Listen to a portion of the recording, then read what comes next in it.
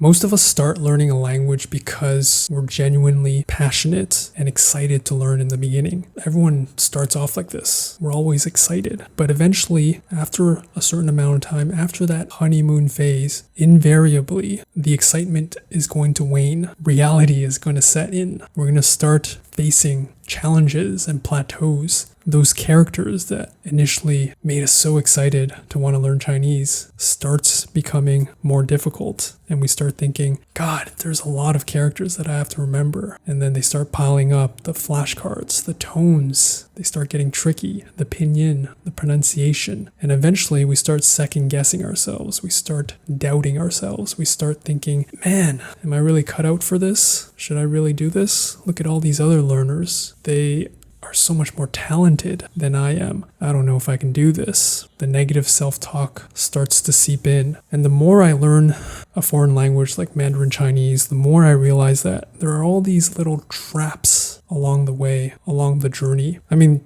certainly there's a lot of treasures along the way too, like a video game. Lots of things that reward us, that make us feel like we're doing a good job, we're on the right path, give us a sense of accomplishment, make us feel good. But also along the way, there are a lot of traps. And a lot of these traps are sometimes self-imposed. They make us sabotage ourselves. And a lot of times they're invisible. They're things that no one really teaches us about. They're things that we don't really think about. I certainly didn't when I first got into language learning, or learning anything in general, but they're traps that are ever so present all along the way, just sprinkled along the way. And it's unfortunate because they make people give up learning, not just languages, things in general, but I'm speaking specifically about languages and my experience learning Mandarin Chinese. And I've seen this with a lot of learners. They encounter these traps, they fall in, they believe in the negative self-talk, and they give up. And then they have a hard time revamping, reintegrating, reinventing their language studies and getting back into the groove of things. And so they end up not learning the language, which is unfortunate. So what are these traps? Well, there's a lot. Everyone's a little bit different, right? So everyone has their own challenges. Everyone has things that they're good at. Everyone has their own lives. They're busy, their responsibilities. So that aside, there are some common things that I've seen, and certainly with me in my story along the way, along my learning journey. And I would divide them into two major categories that have really tripped me up, these certain traps that are, again, very invisible. One camp would be traps that bring you down, that get you down. And then the second category would be traps that bring you up and get you too high. What do I mean by this? Let's start with the ones that bring you down. The number one trap I see, comparing yourself with others. Do not compare yourself with others. I see this time and time again in myself, but also in other people. And I notice in myself when I watch certain videos, a particular type of videos. I think you guys know what I'm talking about. These very reaction type videos, the videos that draw lots of views, entertainment purpose videos. They get a huge reaction out of people. Not to say these videos are bad. They serve a purpose. They certainly have a value. They get people interested in the language, and they draw a larger audience. People who are maybe not naturally thinking about learning a language. They weren't, but maybe they just, they're kind of like cat videos. They're entertaining. But the problem lies when you start watching more of these videos and you start unconsciously, subconsciously thinking that this is how you should speak, with perfect pronunciation, shocking native speakers. Oh my God, this guy's Chinese is so amazing. And this starts to set in and you start comparing yourself with certain people. And, or potentially, it might not be these type of videos. It could be other videos where maybe it's not made for a reaction. Maybe their Chinese is actually amazing. I mean, the first camp, I'm not saying they're not amazing, but you don't know how much time they put into that video. You don't know how curated it is, how edited it is, how much time they spent practicing those phrases. It's a very small sample size, right? These are very curated videos. On the other hand, there could be another video about this other learner who speaks very, very well. amazing pronunciation. It looks like it's not curated. It's just off the cuff. But even those videos, then you start thinking, oh my God, how am I ever going to speak like that? This guy's so good. Like, what are the chances? You start comparing yourself. The negative talk starts to seep in. And so this is when you start self-sabotaging yourself. This is what I've noticed in the past too. You start not speaking because you're like, oh, what's the point? Oh my God, my pronunciation is so bad. But then you don't see all the mistakes that they've made. The entire journey that it took them to get to that point. Everything is a journey. Most people who learn a language, who learn anything, who achieve some sort of success, they're going to go through a process. It isn't like an overnight success. And especially with language learning. I mean, look at babies. It takes years to learn a language. Same with adults. We actually have advantages compared to babies. But even so, it's going to take us a lot of time of repetition. Same with any skill, learning to play a sport, learning to play an instrument. It takes years and years of practice, of repetition, of dedication. And so don't think that just because you see the end result of someone speaking really good Mandarin, really good Russian, or whatever target language you're learning, don't just assume. We have this tendency to think that, oh, wow, they make it so easy, but we don't see all the time that they've put into it. And so even if you look at native speakers, they speak perfectly, but that's over years and years of being in the right environment, of speaking, of listening, of getting the right input, of not being judged, not feeling that they should be judged because they're in the right environment. They grew up as a native speaker. Why would they doubt themselves? They wouldn't. Right? So we're only doubting ourselves because we're looking at it from an outsider's perspective. And so the key here is to not fall for that trap. When you see someone with impeccable pronunciation, with great vocabulary, you can compare yourself with them and feel like shit, bring yourself down, bring in the negative self-talk, or you can catch yourself and you can choose to be inspired and motivated and push yourself. The other option would be to try your best not to even look at these certain videos. So these reactionary type videos, the videos that spike your dopamine, at the end of the day, they're probably not the best for you anyways. You can look at them for a little bit, like entertainment. A little bit of entertainment is not going to hurt you, but it's kind of like junk food. You don't want to be consuming that on a regular basis. Try your best not to compare yourself. That's probably my biggest recommendation to myself, but also to other people. This is going to bring you down. This is going to cause negative self-talk. This is going to get you out of the mood and energy and vibe of making mistakes, which is essential, which is what you need to be doing to improve. No one gets from 0 to 100 without making any mistakes. No one. Don't believe the hype. The other factor that I see commonly that brings people down is treating speaking or learning a language like a performance. They think it's a competition. They think it's the Olympics. When in reality, when you do that, you naturally sabotage yourself. Think about it like this. So when I first came to Taiwan, I would always think, oh my God, my pronunciation is not good enough. Man, should I even talk? Should I even speak?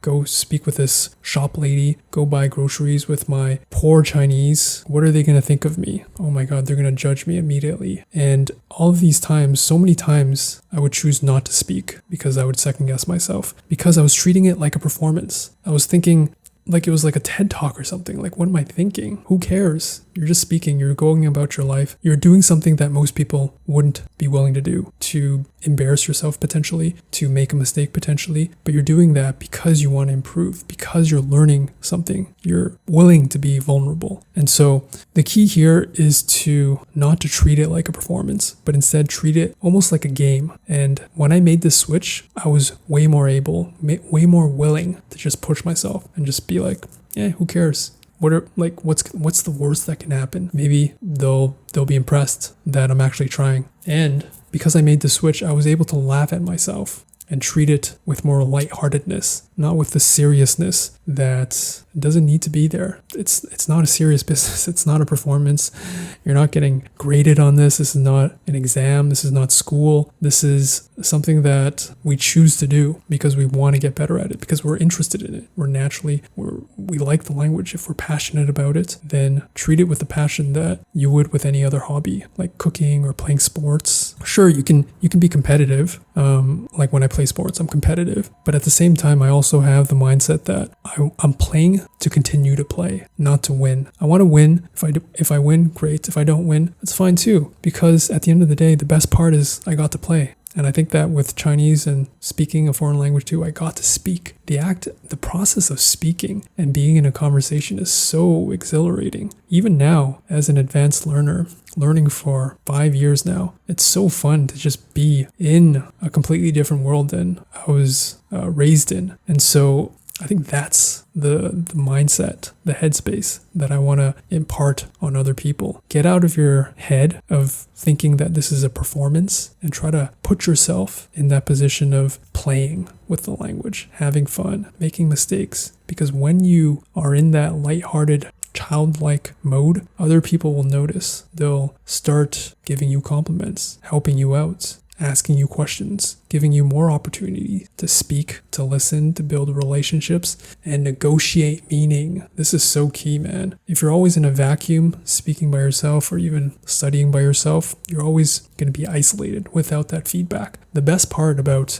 learning a language is actually the relationships, the connections, the interactions. That's what makes it fun. And so if you close yourself off from that because you're always thinking, oh my God, I'm going to make a mistake, this is a performance, in the back of your mind you're thinking, I mean, you're probably not consciously thinking it's a performance, but psychologically, I mean, subconsciously, that's what you're telling yourself. It's a performance and you have to do well. You're going to self-sabotage yourself and you're going to stunt your growth. And that's unfortunate. Your mistakes are not a reflection of your value, of your worth as a person, of how good you are, of anything. This is not a job. Even if you are learning Chinese or a foreign language or English for your career, for the potential to find a new job, to increase your earning potential, the worst way to go about it is to treat it with complete seriousness, because then you're just going to be completely afraid to make any mistakes. And so the best way, counterintuitively, is actually to treat it like play, treat it like fun. I mean, you still are consistent and disciplined, but the way you go about that is childlike and you're willing to make mistakes. And that's the best way that I've seen to not get in your head, not get negative, and then drain yourself, burn yourself out, and then eventually quit. It's not the way to go. The second bucket that I commonly see that happens to me actually quite often, and you often see this in the intermediate plateau or as you get more advanced, is getting too high on yourself. So the first bucket was getting too low, being too low, things that contribute to that. The second bucket is getting too high. What do I mean by this? So this happens, I'll give you a simple example. Oftentimes, especially with Chinese, with Mandarin Chinese, when you speak with native speakers, they're very quick to give you compliments. This is a great thing. I love compliments. Who doesn't love compliments? Regardless what it is, you look great today. Oh, I love your handbag. Oh, I love your shirt. Everyone loves compliments. They're awesome. And especially for Chinese, in the beginning, especially, they were amazing because you know how much work goes into learning a language, especially Mandarin Chinese. All the effort that you've put into perfecting your pronunciation, your tones, learning the characters. So when someone recognizes that, it's a big ego boost. It helps you. The problem is when they give it and you hear it a lot and then you start letting it get to your head. This was a problem for me, especially as you get better and better and you start believing the hype. You start drinking the Kool-Aid, as they say. What do I mean by this? When you start believing the hype and you start thinking that, oh, you're some hotshot, you start thinking, oh my God, my pronunciation is so good. Of course, everyone tells me that. Or my speaking is so good. Then subconsciously, unconsciously, you think, you're pretty good at this. And then you start thinking to yourself, since they've said all these things, I can't show them evidence otherwise. So then you start walking on eggshells. You start limiting yourself. You start holding back from making mistakes because you don't want to seem like that person who makes mistakes. Because they've just told you, oh my God, your pronunciation is so good. Oh my God, how do you know that vocabulary? Oh my God, you're so smart. You're so advanced. So the second that you don't seem like that, you're afraid of causing that conundrum, that disconnect. And so you start restricting yourself. You start limiting yourself. You start, again, similar to the first camp where you were too low on yourself. Now they've built up your ego. You started believing the hype. You started drinking the Kool-Aid. And again, the end result is the same. You start preventing yourself from trying new things, from trying that new vocabulary, trying that new pronunciation, from being willing to make mistakes. So what's the best way to combat this? The best way that I have found is to lower your expectations. And the best way I've found to do this, because easier said than done, right? Lower your expectations. Everyone says that. We all have goals, so we want to improve, obviously, when we speak Chinese. Lowering your expectations means in the moment, don't worry about how you're going to sound. This kind of goes back to treating it not like a performance. How do you do this practically? The best thing that I've done, that I always tell learners and students learning Mandarin Chinese or any other language, certainly worked for me, is to just state very clearly the elephant in the room. So when I first learned Chinese, when I first came to Taiwan, I would always preface, because I didn't want the other person, because I was always thinking, oh my God, what are they going to think of my pronunciation, blah, blah, blah, blah, blah, all this negative self-talk. And so I would just state the elephant in the room. I would preface, whenever I would speak with someone, I would just say, oh, sorry, my Chinese is not that good. 不好意思，我的中文不太好. And immediately it did two things. One was it lowered my expectations, because I've already told them my Chinese is not that good. Sorry, I'm just learning. Essentially what you're saying is, okay, I'm a learner. I'm going to make some mistakes. Please forgive me. That's essentially what you're saying. That's what you're saying to yourself. The unintended benefit that I've noticed is that, aside from it psychologically opening you up, making you more willing to speak, more willing to make mistakes, the unintended side effect is that this actually, because you're being vulnerable, you're showing them that you're going to make mistakes, you're learning a language that's not your native tongue. This actually endears yourself to the other person. It makes it endearing. It makes them want to get to know you more, because you've opened up. You've shown them a side that they haven't seen, or they don't often see on a daily basis, someone opening up to them. And most native speakers who see that, someone else is learning their mother tongue, they're going to be very excited. They want to help you out. They're going to be interested in your story. Oh my God, you're in Taiwan learning Chinese. Why did you do that? I would get more questions, more opportunities to build connections, more opportunities to speak and to listen. And so this is the power of just listing out your weaknesses, blowing it up, verbalizing the elephant in the room. And in this case, it's whatever you're self-conscious about. So if it's your pronunciation, your tones, your vocabulary, you're afraid of speaking, just tell them, oh, sorry, my speaking is not that good. Oh, sorry, my vocabulary is not that good. Oh, sorry, my pronunciation is not that good. The important thing is that you start speaking. And if this helps you to reduce your expectations, to make yourself more willing to make mistakes, try it out. It certainly worked for me. So those are the two main buckets of traps that I see that a lot of learners make, certainly me, that I went through my journey, that I still regularly have to remind myself not to fall into along the way. Think about it like a video game. There's traps along the way, just to constantly remind yourself, am I self-sabotaging myself? Is this a trap that I'm getting myself into? Am I comparing myself to others? So what are some practical things that you can do to avoid these things? One, I've already said, lower your expectation. Try to treat it not like a performance. And practically what this means is, in the moment when you're speaking, verbalize your weakness, verbalize whatever you're self-conscious about. And you'd be surprised, people are much more willing to help you. And this in turn lowers your expectations, makes yourself more willing to make mistakes. Number two, I would say, is set small, manageable goals. Try to build a daily habit. A lot of learners, they try to create these big tasks, these big goals, learning goals. You see this a lot with people who build these flashcard decks. Not hating on flashcards. I think they're great, a great tool for learning. But the problem comes when you start adding to your flashcards, and I certainly went through this as well, where you're adding tons of flashcards per day, and the reviews start packing up, and then